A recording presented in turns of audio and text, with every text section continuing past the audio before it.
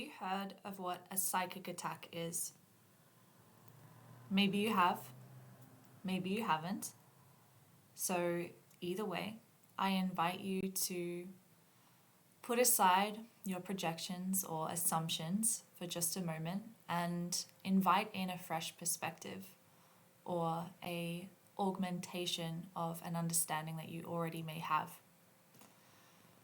So in this day and age, through all ages, through all time, we have the capacity to psychically, energetically, right, tune in to someone, think about someone, think about a situation, and maybe that situation really riled us up. Or maybe the situation for the other person in which we were a part really riled them up. And so a psychic attack can take place. In this video, I'm going to be unpacking a bit about what a psychic attack is, linking that a little bit to what a psychic trespass is, and how you can be better protected against psychic attacks, which are rife, especially with so much internet, public access. We are so much more exposed, and people from the other side of the planet, like even on YouTube, right? People from the other side of the planet will get to see someone they've never met, and they can psychically attack them just because they said something they don't agree with, or it triggers their own stuff, right? It's not just in interpersonal relationships with people that you know, but those relationships tend to have a greater impact on you in terms of psychic attack.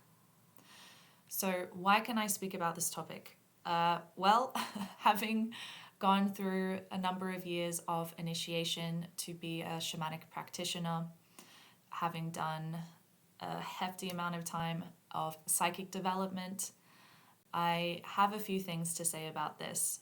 So I'm not pretending that I have all the answers and it's going to be the most comprehensive explanation of what a psychic attack is, because that's just not true. I can only share with you what my understanding is. And at this point of time, right? Like if I filmed this video 2 years from now, I'm sure I'd have many different things to say. Alas, let us begin, shall we?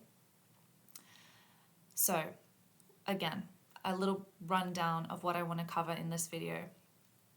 Firstly, understanding what psychic attacks are. We're going to speak about psychic boundaries. We're going to speak about of course, the different kinds of psychic attack actually, and how there are unseen things in place which actually are why the psychic attacks can even be felt by us, right? So, what is a psychic attack? A psychic attack is essentially when someone's energy, intentional or not, impacts another person's energy field. And this can impact them on a physical, mental, emotional, or energetic level. A psychic attack could literally be, first let me delineate the difference between a deliberate and accidental psychic attack. Bear with me. Okay, this is a really important distinction. So there are two kinds. The first kind is a really intentional, deliberate psychic attack. This is when the sender is deliberately sending and directing their hatred, their anger, their jealousy, their harm, their illness, their unpleasant circumstances, their confusion, whatever it might be. All of their shadow projections, right? All of their misunderstandings, they can send that towards someone who then becomes the recipient. And as a result, the recipient can feel really vulnerable, really uncomfortable, really anxious or stressed out or really tired, like all of a sudden, out of nowhere, as we could say. And they, in that state, if they're not aware of what a psychic attack is, the recipient may not have any idea what is happening to them. And they may think that it's their own stuff coming up. And of course, there is, in the name of full self-responsibility, the recipient, as we're going to speak about a little bit later, can cultivate psychic boundaries. and take self-responsibility for their stuff so that their energy field is more sealed, as you could say. But yeah, we'll get into that a little bit later. The other kind of psychic attack is an accidental or unintentional psychic attack. This can occur when we have really strong thoughts, feelings, or emotions towards someone, and oftentimes it's someone that we're really concerned about, like we really care about them, and it's an accidental psychic attack because our fear, our concern, our worry for this person might actually be received by them energetically as a big mass of anxiety that they perceive to be their own, for example. So their energy system doesn't or isn't processing that this is from someone else, this isn't their own stuff. So despite that, these feelings of concern and worry might come from a really like genuine, caring place, you know, if the recipient ain't aware of that, they might not receive it as a well and genuine thing. It might feel really stressful. So, you know, bless our parents who can be very concerned or worried about us or whoever, right? But this isn't to make them stop doing that, right? But it's just being aware of the energetic undercurrents at play. So whether the psychic attack is intentional or unintentional, the recipient of the psychic attack can receive this energy, and then if they don't know what's going on, there's like a black cloud that's just entered into their field. Let's say we can visualize it like that. And then they can then pass this on. They've like got this black cloud and they're like passing it on over here in the next conversation. And right, because we're mirror neuroning, we're processing each other's stuff, we're co-processing. So you can see how it's actually easy to perpetuate this energy of psychic attack if we're not able to address it and nip it in the bud. So this ties into psychic trespass, which is really the act of invading someone's energy field without consent. So we all know what a physical trespass is. Like, do not enter this private property, that you'll be prosecuted for trespassing. What exists in the physical exists in the non-physical. So there are non-physical psychic trespasses. So what are they? This is essentially when we think about someone, we're tuning to their energy, we're like diving in and like, how does this person feel? Like, what's going on in their life? Or even if we think about someone sexually, like fantasizing about them, like when non-consensually having a sexual interaction with them. Sounds pretty crazy, right? You're like, Sophie, what are you talking about? If I'm thinking about someone, this is not me doing anything to them. And sure, in the physical, you ain't touching them. Cool. But in the unseen realms, as above, so below, you are actually trespassing on their energy field, and their system can receive this as a trespass, as a violation of their psychic boundaries. A whole big thing here, okay? So I'm just touching on this. Essentially, you know, there's nuance to this, like with everything, but this is so important to be aware of because in our modern Western kind of culture, there is nothing about this, nothing. And so our psychic hygiene as a collective is horrible. It's terrible. It's like there is mud and shit on the walls and we have no idea. Why? Because we haven't been taught about it, okay? So don't hate the player, hate the game kind of thing. Now, as I sort of touched on with the different kinds of psychic attack, there are different sources of psychic attacks. So there are the external sources, right? Other people directing negative, toxic energy towards you. They could be doing that consciously, like, oh, I'm really wanting this person to feel crap. Or they can do it unintentionally, like they're sort of just unconsciously thinking poorly about someone or really concerned about someone, and then boom, that's also perceived as a dart, a psychic attack. So there are some external sources there, right? People, institutions, groups of people, right? It's outside. There are internal sources. So actually our own unresolved fear, anger, trauma can actually rebound as and be received by our system as an attack. Okay. There are also non-physical energies that can latch onto certain emotional fields and suck up on that loosh, right? So I'm really opening a few cans of worms here, so bear with me. Like coming out of the shamanic closet, like, yo, what's up? Here I am. Okay, so without going into it too much, because it's actually not beneficial for you to know too much, okay? But just know that it's not always just from people that these psychic attacks can come from. Those people being others and those people being you. There are also certain energies that may latch onto people, especially during low energy or emotional states. And so actually they're called occult forces, hostile occult forces, as Sri Aurobindo spoke about, and a bunch of others. And they feed off this anger, this jealousy, this rage, this fear. These energies, they are resonating so deeply with that, like they want you to stay in that state so they can feed off that emotional loosh, as it's called.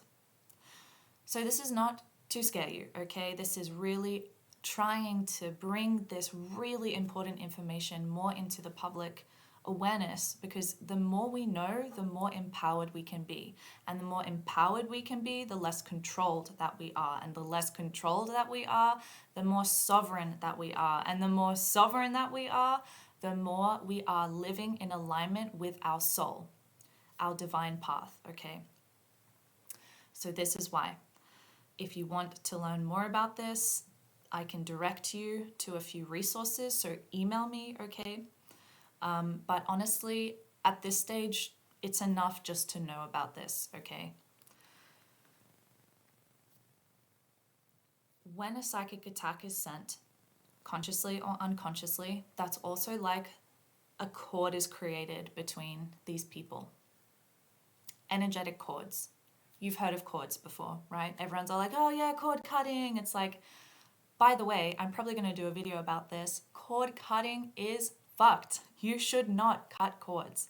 There is a way to remove cords, but cutting them is terrible, okay? So maybe more on that soon. I digress slightly. So there are energetic cords that can be formed in a psychic attack between those individuals. And when we have strong connections with those individuals, those cords can be already there and quite strong. So the psychic attack can be felt really strongly as well. Okay, so if this is you're being psychically attacked by your partner, you're being psychically attacked by your mother or father or brother or sister or uncle or whatever it is, because there is an emotional cord, an energetic cord already established because of years of time spent in close proximity, sure, there's going to be a stronger, let's say, psychic attack that is felt. Not always, but it can be the case. If this is left unchecked, these cords can drain our energy, right? Because think about it. Think of a cord that is charging a phone. There is energy. Well, actually, that's not a super good example, because in that case, it's energy just going one way into the phone. But a cord is energies moving between the thing. It's like an exchanging energy. And so if that cord is still there and you're just exchanging energy and you don't want to be exchanging energy with this person, that's draining, right? So that's why we don't cut them, because that perpetuates the issue. It doesn't solve it.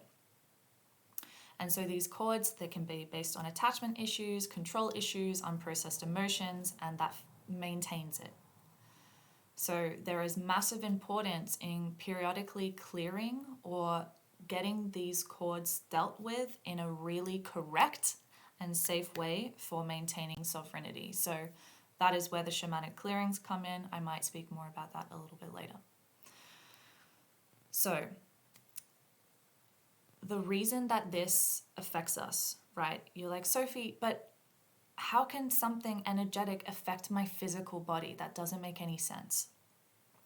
That's because we're not just physical. We have subtle bodies, okay? There's the physical, there's the etheric, there's the emotional, there's the mental, there's the spiritual bodies. There are numerous schools of thought of this. There's maybe 8 different layers of our bodies, right? Our energy bodies. So I'm not going to say an exact number on this, but just know that there are layers of energy bodies. Some are denser and some are less dense as they go out.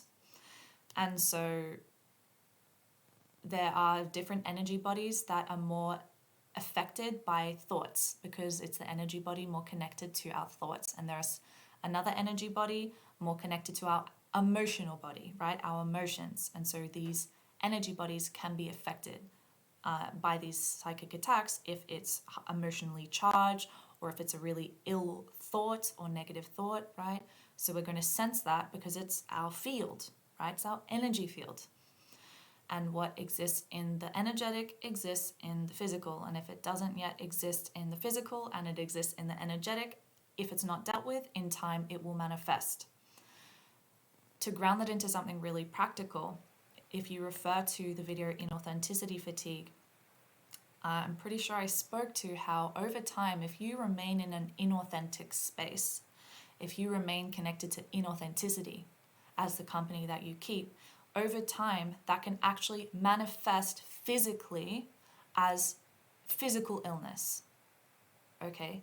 Why? Because there is such incongruence with your inner state and how you present to the world. And so things aren't making sense. Things aren't in harmony. Things aren't healthy. So that's why there's a really close relationship with the physical body and the non-physical bodies, right? Think about it. If you have really toxic negative thoughts going on in your head, you feel really down, you're really self-diminishing, really self-doubting, really self-blaming. Think of how that affects you physically. You want to bring your head down, you want to hunch your shoulders over, you want to curl up into a tiny little ball and just disappear. That is a simple example of how the unseen thoughts affect us physically. So just even stress, right? Stress seems pretty non-physical, but it has very easily traceable implications on our physical system, right? We get into sympathetic nervous system, the adrenals are pumping, the cortisol is pumping. And so over time, that can also manifest as other illness and dis-ease, right? So I could go into that a lot, but I'm going to focus in on this topic more specifically again, otherwise this will end up being a really long video. So the subtle energy bodies, okay. Touching on that again, this is why thoughts, emotions, external energies can impress themselves upon our field. That is why you can literally walk into a room and let's say someone has just been having a really hectic fight in that room. That is why when you walk into that room, you're like, woo, there's some bad juju here, right? You're like, there's some intensity in here and I can't put my finger on why. If you train these psychic skills, you'll be able to pick up on it, you'll be able to figure it out. But if you haven't, we innately have this capacity, but it's just been purposefully not taught to us because so many reasons, I'm not going to go into them. Okay. Anyway, our energy fields are impressionable. They're like sponges. Okay. And so they act both as a filter, right? Filtering out stuff, but also as a sponge. And so the psychic attacks, therefore, if that's like, to see it visually, if that's like a bunch of black goo is sent to you and it's also a sponge, right? Then you're sucking that into you because you're unconscious of it, right? And this is not to say you have to be fully conscious all the time. Like that takes time, okay, to cultivate that. That's the goal for sure, but step by step. You first need to know what psychic attacks are, okay, and how you have different energy bodies. And so, yes, clearly, right, that psychic attack is going to, and even unresolved thought forms, toxic beliefs that you have about yourself or others, like that's going to create imbalances in your entire system. And over time, these imbalances and these attacks can weaken your energy bodies, making us susceptible to more physically manifest things, like fatigue, like illness, like mental strain and stress. So you see, as soon as the energy bodies are more afflicted, and they're like the buffer systems, right? As soon as they get super tested and challenged and damaged, that's when the physical body starts to take the hit a little more. So that's why it's important to know about psychic hygiene, psychic health. Even the word hygiene, this comes from the Greek goddess Hygeia, who symbolized health and preventative care. Because that's exactly what this is. The psychic hygiene is preventative care, just like physical hygiene. Like if you don't want to contract various illnesses, or you don't want your teeth to fall out, things like that, you're going to want to brush your teeth and you're going to want to clean your body from time to time. And this daily ritual keeps us protected and clear and fresh. Same thing with psychic hygiene. The psychic health, which can be so many things, that is a whole topic in and of itself. But just know that you could translate that to emotional, mental health.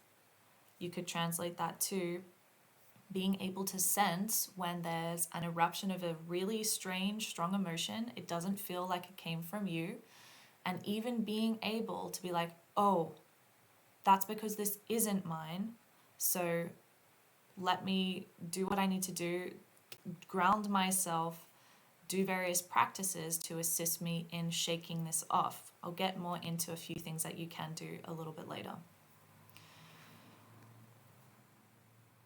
This is a big reason why I'm so about holistic everything, holistic health, holistic creativity, just holistic, because it's whole.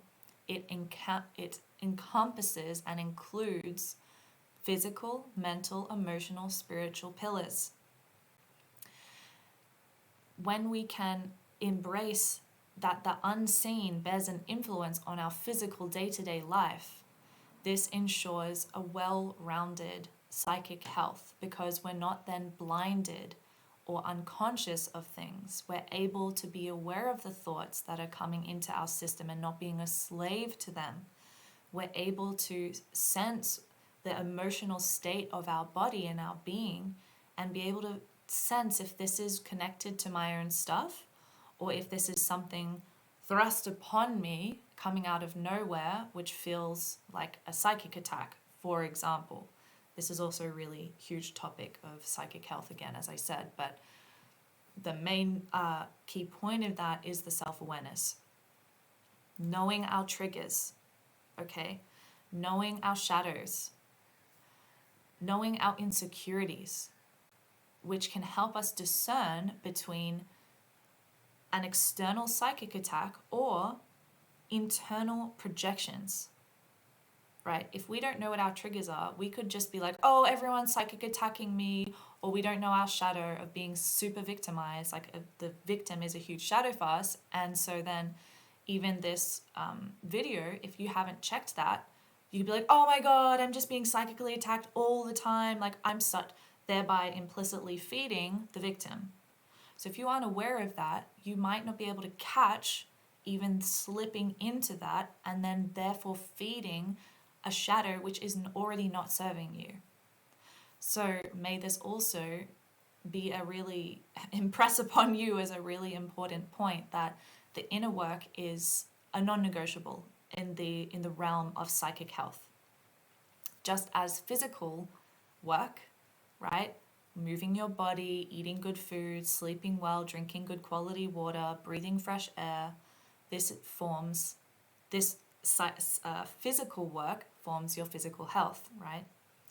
So I hope you can see the similarities there. So just a few little tidbits on things that would assist you in having psychological awareness of this is also, if you don't already have a meditation practice, cultivating one. not that it has to be anything super fancy or elaborate. I'm not telling you need to go sign up for a 10-day Vipassana retreat. You totally could. It's amazing. But, right, just cultivating that time with yourself, with your breath, and trying to just be, okay? So meditation can help us observe and cultivate the observer without attachment, without judgment. Therefore, being able to notice the subtle energy shifts. Because if we've cultivated the observer and we're not wrapped up in a story, right, which could feed a shadow or activate a trigger, then we're able to sense in our system if something's not right. So yes, you can also deepen your psychological awareness of these by doing further, getting more educated on what psychic attacks are. And this can prevent us from mistaking even our own fears or our own unresolved issues as an external attack. Really key. So again, that's speaking to the inner work, knowing what's your stuff and knowing when it's actually something coming from outside, okay? There's a big trap of paranoia whenever we introduce the topic of psychic attack, because a lot of folks will then get freaked out that they're just being psychically attacked as soon as they feel a little bit of anxiety or a little bit of fear. No, may you not do that. May this not be food for this paranoia if that is present within you. That's not the case. Sometimes it actually might just be your stuff. You might just be anxious. You might just have some fear about a certain thing. You might feel angry or really tired. Know that that's not always a psychic attack, okay? The paranoia and this inner wounding can really make us believe we're under attack all the time, and that's not useful, okay? That can feed the energies that really like us to be in that state, which makes us which keeps us in that state. So you taking your power back is you being able to notice, know the thing, and let it go. Okay. So, a few signs of a psychic attack, like I've briefly mentioned before. It can be a number of things, but generally speaking, it's like a sudden, inexplicable shift into a state which is less comfortable, less desirable, negative, we could say. You could feel an inexplicable fatigue or radical mood shift. You could suddenly feel very drained. You could be having sleep disturbances, right? Waking up in the middle of the night. And you could experience various physical symptoms without a clear cause. Like suddenly your right shoulder just starts really hurting, or suddenly you're starting to get a headache, or suddenly you've got a cramp in your gut. Okay, so that's what I mean by physical symptoms without a clear cause. There can also be unusual bouts of anxiety, paranoia. Funnily enough, the psychic attack can poke on that paranoia, or negative, looping, self-diminishing thoughts. For me personally, when it is very clear I'm getting psychically attacked, sometimes I don't always catch it at the beginning. As I've progressed in this work, I've been able to place okay, this is really clear that this is not just my stuff. It might be feeding on my stuff, but it's not entirely my stuff. This definitely feels like I'm getting sent at. The thoughts that come into my system are often really, it's contextual. If I'm about to go do something, then the psychic attack will affect my thoughts, and it will be really self-diminishing. I'm so shit, I can't do this. This isn't for me. Everyone else can do it. I can't do this. It's all bullshit. It's all fake. This is crap. I'm no good, whatever it is. So the psychic attack for me is really feeding into my own shadows of perfectionist wounding, for example. And the fear of not being good enough, things like that. So it's not always that case. Sometimes it can really just be a very sudden bout of rage or suddenly I'll just feel like a massive fear of persecution out of nowhere. Like suddenly I'll just be like so afraid I'm about to get persecuted. And so then even as they're a very like, I don't know, seemingly insignificant thing could be said and I'd be like, oh my God, I'm about to get persecuted. Like it will really, I'll just feel very sensitive. Other ways that it can pan out for me would just be being in a really fearful state, and definitely feeling really drained. Like I just want to curl up in a ball and just disappear to the world, disappear from the world. No fixed rules here, okay? But generally speaking, that is a sign that a psychic attack is being sent, okay? And remember, this is so key. It's so important to be able to differentiate an external attack from internal triggers. And where it gets even more nuanced is how the external attack can feed off and activate your internal triggers. It's important to be aware if your own insecurities, your own wounding, your own past issues are being activated at a particular time based on the other things that you're doing and not necessarily that you're being psychically attacked. So this is the importance of self-awareness and not just jumping to conclusions, right? May this not be like, oh, okay, I've said this before, but I need to say it again. Me describing this, explaining this is not now a reason for you to think that as soon as there is anxiety, as soon as you feel tired, that you are being psychically attacked, okay? That is not what I'm saying. Regardless, whether you are being psychically attacked or you are actually being activated by your own crap, here's what not to do in that state as best as you can. Try not to feed into the fear, anger, or blame.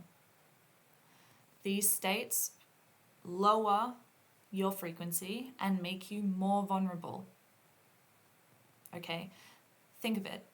If these states, right, you can think of the, I always get his name confused with the other guy, Dawkins. It's not Hawkins. The Dawkins scale of consciousness, right? Fear, anger, right? That's all low down here, instead of the high frequency bands. So down in the lower ones, like let's say they're resonating a particular, they're going like this, right? So you're going to come into resonance with things that are like this, which is often those energies, right, that want to feed off that state, that loosh. Avoid reacting impulsively, right? Take a moment, assess the situation, speak it out with a trusted ally, trusted friend, do some journaling, focus on your breath, ground yourself. These are the basics, but not because they're like, oh yeah, the basics, I need the complex. No. You need the basics. That's step one. That's like the foundation. That's how you cultivate that self-awareness, right? That's how you cultivate the sovereignty, because you're aware of your own system and you're not immediately looking for a rescuer outside, okay? So that's key. I know in those states, sometimes I feel like I need to just get rid of this emotion or like move it out, or I feel really like upregulated around it, and that actually feeds it because I'm acting impulsively and I'm getting more stressed out, which is feeding the fear, which is feeding the anger, and so on, right? So take a breath. Tune in. What is this? Right? Ask yourself those questions. You have the answers. If nothing's clear, all good. Okay? Maybe you don't need to know. But just know that you don't need to be in that state anymore. And so there are ways that you can shift your state. Another thing that I recommend you don't do is getting stuck in this victim blame trap. The victim blame trap is essentially that if something might happen and suddenly you feel like a victim, that everything's against you. Poor me, why is this happening to me? I can't do this. I don't know how to do this. And why am I in this state? Because blame. Perpetrator. The victim blame trap actually disempowers us. It takes us away from being in a state where we can access solutions, right? The victim is in a really problem-focused state, not a solution-focused state. The victim's energy field is contracted, right? Because, oh, poor me, I don't know how to figure it out.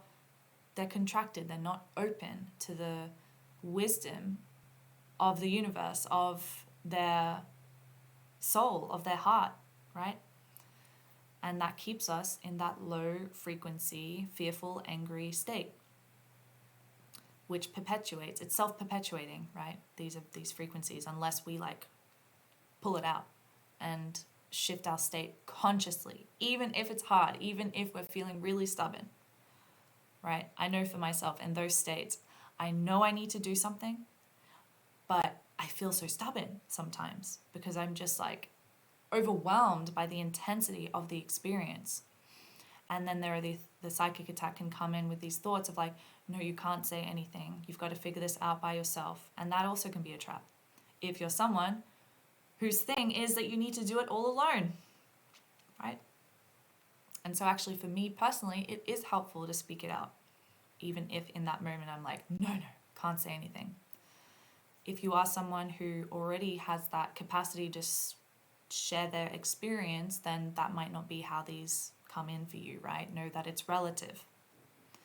So yes, practice accountability and neutrality as forms of resilience, right? The accountability is like, okay, there's clearly something that's happened in my field. Let me just stop what I'm doing for a moment. The neutrality, let me take a breath. Let me try to access a 0 point non-reactive state so I don't make this thing worse. How do I do that? I really need a meditation practice. I need a journaling practice. I need some sort of grounding practice so that I don't just react and act impulsively, right? These are baseline, perfect, implicit forms of protection and resilience. So, a few more things. I want to move into a few sort of more psychic protection tools, techniques, and boundaries. So, firstly, to test whether these unpleasant feelings or uncomfortable sensations or emotions that have just seemingly appeared out of nowhere, and to test whether they are actually a psychic attack or not, what can be helpful is silently saying out loud or saying to yourself, I send this back to where it came from, cleansed and healed. Repeating that. I send this back to where it came from, cleansed and healed. You might need to say that another time or a few more times. I send this back to where it came from, cleansed and healed. With some power behind you, right? Not freaking out, but power. Like a command, okay? I send this back to where it came from, cleansed and healed. This is you being like, boom, boom, psh, psh, psh, psh. Okay? Okay, so if this was a psychic attack and this energy doesn't belong to you, this command could actually dissipate that for you very quickly. If, however, the psychic attack, let's say it is one, and it's been in your field for a really long time, maybe that's not enough, okay? But if you have been able to catch it in the early stages, that very well may really greatly assist you very quickly. If it's your own stuff, then you could ask yourself, is this mine? What's happening right now? What do I need to know about this? What am I not willing to see, but actually I need to see to help me understand what's going on, right? And referencing the College of Psychic Studies, there's also a really cool statement that you can use. And it's like a protective cloak.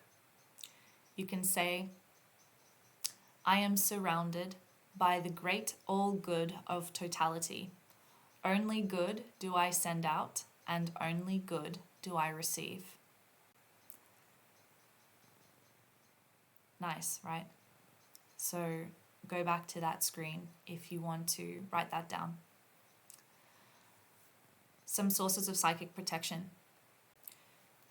Funnily enough, if you actually cultivate boundaries in the physical, right, in this realm, that's going to translate to your psychic boundaries. So if you're like, Sophie, how the frick do I even cultivate psychic boundaries? Like, I don't even know what that means. No problem. Focus on what you do know. You do know a bit about boundaries, I would like to think. Not all of us do, okay? No shame if you're like, I don't even really know what boundaries are. Like, what? Okay, but we have a felt sense of what that is. If boundaries are like a thing where you're like, I'm really bad at boundaries, like I just don't know how to stand up for what I want, I don't know how to say no, I don't know how to do the things, like not good at boundaries. All good, that's awesome that you know that. Okay, there are a bunch of free resources out there about boundaries, so I highly recommend that you educate yourself, okay? But you also need to put it into practice. Personal boundaries can be like, yo, don't fucking touch me, right? Right, so there are physical boundaries. There's also boundaries with time. Like, okay, just letting you know, I really want to focus on this work for the next 2 hours. Please don't disturb me. I'm shutting the door. Okay, that's another boundary. There are other boundaries which are more connected to your emotional capacity to like hold space for someone and being like, not available to fully go into this, but I hear that this is really important to you, so I'm totally here with you for the next 30 minutes, but after that I really got to get back to what I was doing. Okay? Boundary. I'm not going to go too much into boundaries because it's beyond the scope of this video explicitly, but just know that cultivating really good personal, physical boundaries, navigating this realm is going to translate to psychic boundaries because as above, so below. You can, if this resonates with you, psychic protection can come through visualizing like white light shielding around you, almost like it's coming from the center of your body and you're pushing out this sort of white shielding. I don't recommend this if you feel already quite tired because this does require some energy. Some psychic protection can really come through like the basics of just getting the frick grounded. And grounded doesn't always, you're not just grounded if you do a lot of exercise. Like it doesn't necessarily translate. Like exercise could be a dissociation mechanism for you, right? Like it's not a given. I know for me, for a big period of my life, exercise was a massive dissociation mechanism to avoid processing and facing the stuff that I didn't want to face, okay?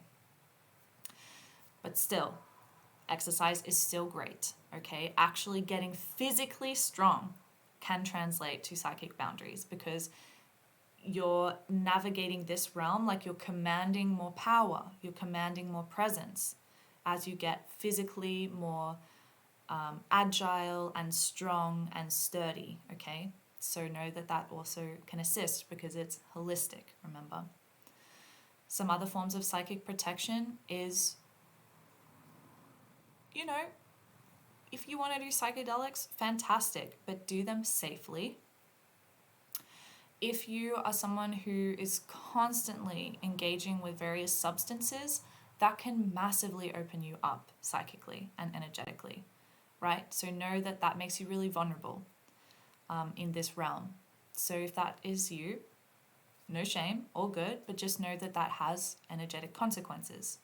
So maybe take some time not doing that. Maybe take some time focusing on other areas. Or if you do really want to keep doing that, then balance it with the other sort of areas. And I'm not being like, yes, if you're like totally addicted to a substance that's really toxic for you, I'm not supporting that, okay? But I'm also not here to tell you what to do. That's beyond the scope of this channel, if you know what I mean. So anyway, further psychic protection tips, sources, tools, the meditation, right? Super key. That helps you access the observer, so you're able to take a step back and observe what's happening in your field. Observe if this is really just your own stuff coming up, your own wounding, or if this is really an influence coming to you.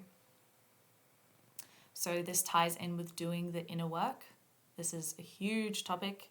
There's no script for this, but that is a massive key. This is natural protection, because then you'll be able to know who you truly are, not the false self. And so when falsity, toxicity comes to you, it's very clear that it's not your stuff. Okay, so that's what the inner work can really assist you in doing. Some more longer term and preventative protection mechanisms, in addition to what I've already stated, is just good health, right? Good physical health, good emotional health, right? Process your stuff. Don't let it fester and bubble up. Good mental health. Be aware of your thoughts. Don't just believe any old thing that goes up in there. Be able to, bring peace to your system, bring structure to your mind, put in structures in your day so you're not just in chaos, right? Like these, holistically, these are very practical, very mundane things, actually, that can protect you from the more unseen influences. Some more, really, this isn't actually very long term, but this is still useful. I'll go into the long term thing in a sec. But more sort of energy clearing, cleansing processes like smudging, okay? And this isn't like in saying that, there's a lot of smudging that isn't really doing anything in this day and age, because there's a necessary relationship that we should cultivate with whatever plant we're using to smudge. But regardless, if that's a thing for you, you can still smudge. Just, I invite you to whatever plant you are smudging with, be it sage, be it eucalyptus, be it rosemary, whatever it is, just ask the benevolent spirit of that plant to assist you in clearing this energy that is not in alignment with your highest good, right? It's a relationship. That's really important to know. And that's practical animist wisdom there, okay? Salt baths.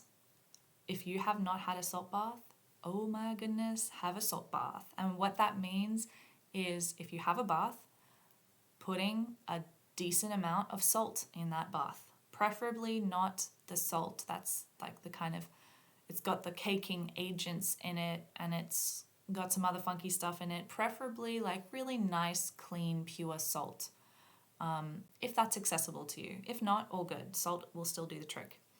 I like to put in, like, if I'm thinking of a regular tablespoon, like, I mean, it also depends on the size of your bath, right? But, a good amount, okay? Just keep going until you feel like it's enough, okay? And, I mean, honestly, the meditation is really preventative, because that's a compound effect that builds over time, and that's really long term. And there are also shamanic cleanses. Okay, so I've referred to this previously as a thing that I do, and I do them. Okay, so I've been, honestly, training for a number of years to be able to get to this point where I can offer this. So if you want to learn more about that, book a discovery call, email me. I'm happy to share some more information there. But this is essentially working on clearing the more energy entity-based afflictions that are feeding off a psychic attack, or that are feeding off your own internal incongruences or traumas or wounding. Okay, so we can clear that freaking energy entities off so that you can access, right, calling back your soul into your body. And safely releasing those cords to whoever's psychically attacking you, for example, or to whatever else is afflicting you in a non-beneficial way. So that's a thing. Family constellations, other therapeutic work, okay, so you can get to know your own stuff so that it doesn't feed off your own stuff. You're aware of it, okay? That's where the therapeutic work is really useful. Other forms of energy-based work, right? Like there are a number of ways to go about this, but anything that really cultivates sovereignty and empowerment and true self-knowing, right? Whatever helps you be more conscious, that is a massive long-term preventative protection from psychic attack. I have a really awesome quote here from Sri Aurobindo in his book, The Integral Yoga. I actually have two quotes. Which one do I want to start with?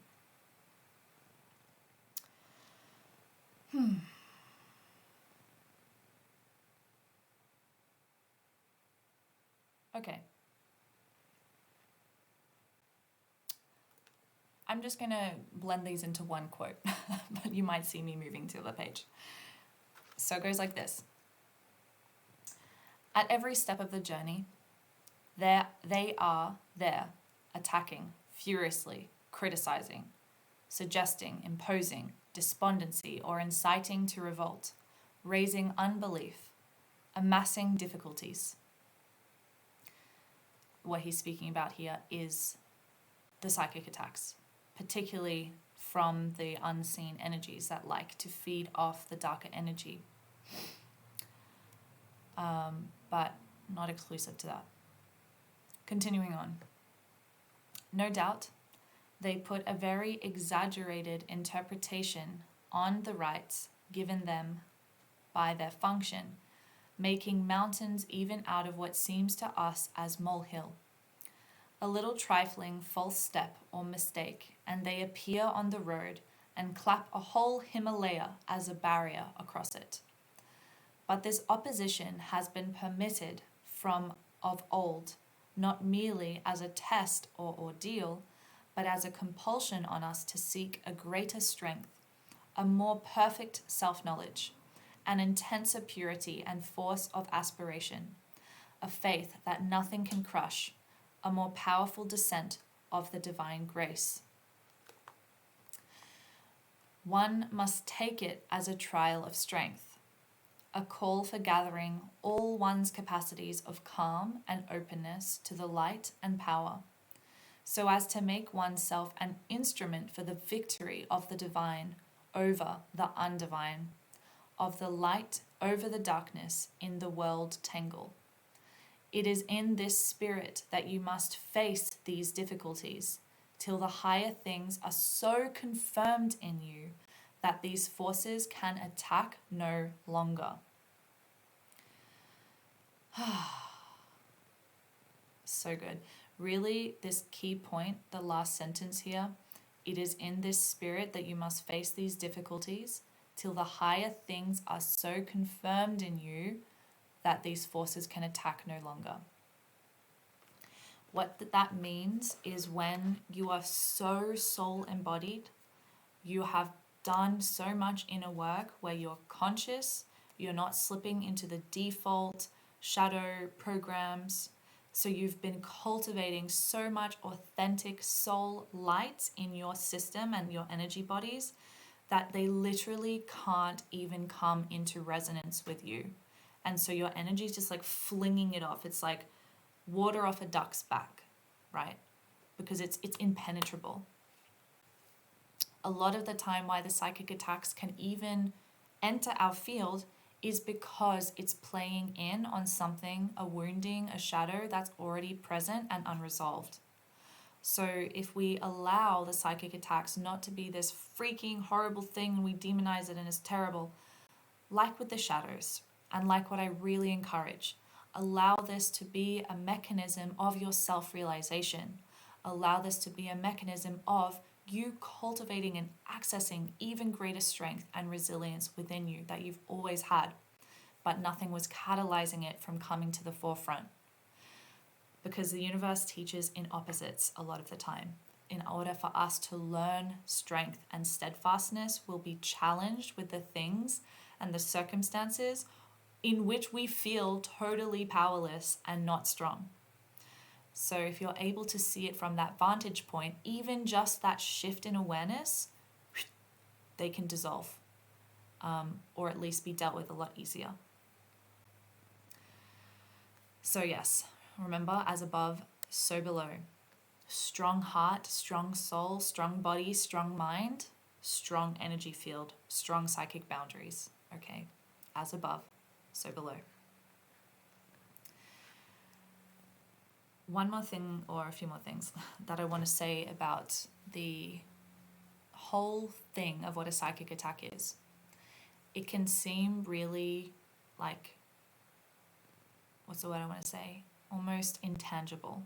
Like how do I even conceptualize what this is? Like, I get what you're saying, Sophie, like I can feel these feelings and whatnot, but how do I visualize this? A psychic attack could be visualized as darts. Okay? So if we are the one psychic attacking, right, we're feeling so negative towards someone, we're sending so much hatred, so much anger, we're toxically gossiping about them, right, not just airing our grievances, right? These can be perceived by the energy system of the other as actual darts in the energy field. Our thoughts carry weight in the unseen realm. And that's why we speak about thoughts as thought forms. Like if a thought is thought again and again and again and again, in the realm where thoughts exist, that thought has now become like an object. And so it's a similar thing with psychic attack. If it's got a lot of emotional charge, like it's got a lot of energy, the bigger the dart kind of thing, right? It makes sense, I hope. So then that dart, you're basically just throwing a dart towards someone. And so that will be a non-manifest dart, but in the realm that dart, that psychic attack exists, that will be perceived by the energy system of another as an actual dart going into their energy field. And that dart can create a rupture, which can open them up to staying in that state and other stuff feeding off the loosh and the low frequency emotions around that. So cultural conditioning has really led us to believe that gossip is harmless, but in actuality, it's a really powerful form of psychic attack and psychic trespass. So be aware of that, okay?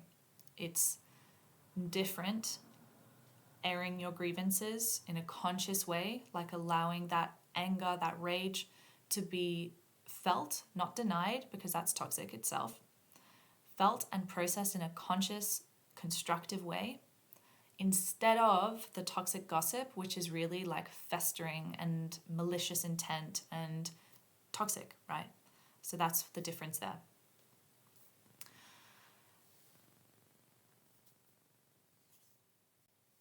With knowledge comes the responsibility not to misuse it, okay? And so all the things that have been shared in this video are really just an introduction to a very, very big topic. May this not be, again, an invitation for you to sink into a trap of paranoia. Know that what I've said here may have holes in it, right? There may be holes in my understanding of the thing based on my level of education, my level of consciousness. And if I filmed this video 2 years later, right, it might be really different.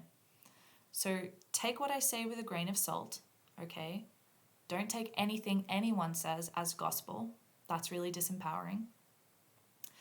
And know that there is real truth in what has been said here, and honestly, truth that has been tried to be deleted out of the collective consciousness because it's a massive tool of sovereignty, okay?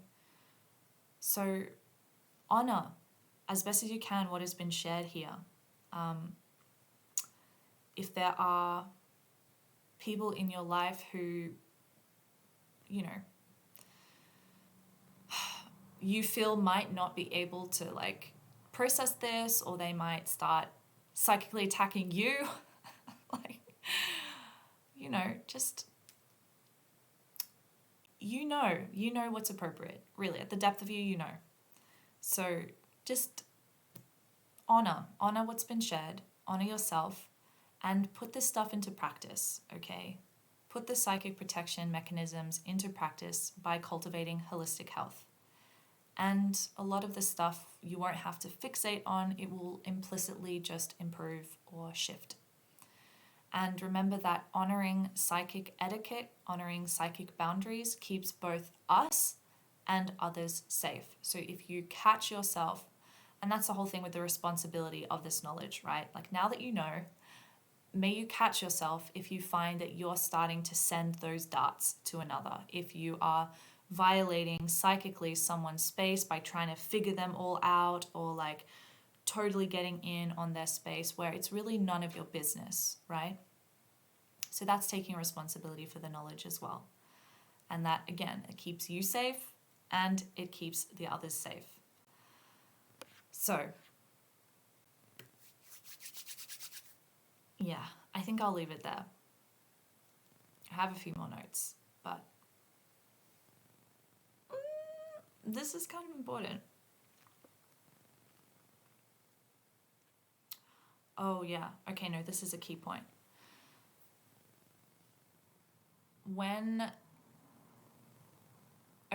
On the point of like the airing of grievances, okay, right? You got a lot of rage, you got a lot of anger. There is something to be said of also knowing the dosage of that processing. There is a gift of sacred rage rituals, right? If you've been, culturally, rage and anger has been repressed and suppressed, like there is an amazing healing that can come from sacred rage and things like that. Or even doing a lot of journaling or qigong to move the energy, right, to discharge it. But if that's super yang, right, super out, directed, action, all the things, there is a dosage, right? There is a point where it's actually no longer useful to keep processing in that way. So that's why there's a necessary balancing of the yang with the yin receptive. Just because I use the example with a sacred rage ritual, in them, they will have those moments of like deep breathing and the big releases, and then soft breath, calming the system, bringing equilibrium so that it's almost fuel to that blue flame, so you can access the red flame and then blue flame again. Okay, that's how it keeps being sustainable. There is a necessary role of anger in establishing boundaries, okay, but like with anything, don't take it to the extreme. And yeah, know that also some people are more prone to psychic attack than others, and this is really dependent on cultural conditioning, how established your boundaries already are or aren't, whether you're watching like a bunch of horror films or playing really violent games, or you have a lack of support or a lack of healthy people in your network. Various extremist religions can impact on those psychic protections, how much trauma is in your system or your family system, and of course systemic abuse, right? All of these things which are really heavy, really intense, that can also make someone more prone to psychic attack than others. So just a final note on that. Okay, that's all the notes that I wanted to share. This video ended up being a little bit longer than I expected, but it's such a big topic. Like, I don't know how I could make this a short video. Bless you for making it this way through. I'm sure you've learned a lot. And if this is bringing up some stuff for you, like, again, just baby steps, you know, don't freak out. No traps of paranoia here. there's already the part of you that knows exactly what to do with this, and maybe you've already been putting into place, so okay, you're good. And knowledge is really useful, okay? We need to get educated on these things too. Hence why I filmed this video. So remember that psychic protection comes from holistic well-being. Remember to respect your own boundaries and the boundaries of others. And that really true protection comes from self-awareness, balanced practices, and honoring of the seen and the unseen realms. Okay? So with love, with gratitude, thank you so much for being here. If you resonated with this chat and you want to see more things like this and in the realms of more self-actualization practices and so on, hit that subscribe button, hit the notification bell, hit that like button for me. This really supports this channel and helps it grow organically, which is really what I want, to be able to share this with more folks in the world. And yeah, I will be seeing you very soon. So in the meantime, be well, be psychically protected, and connect with love as your true protection.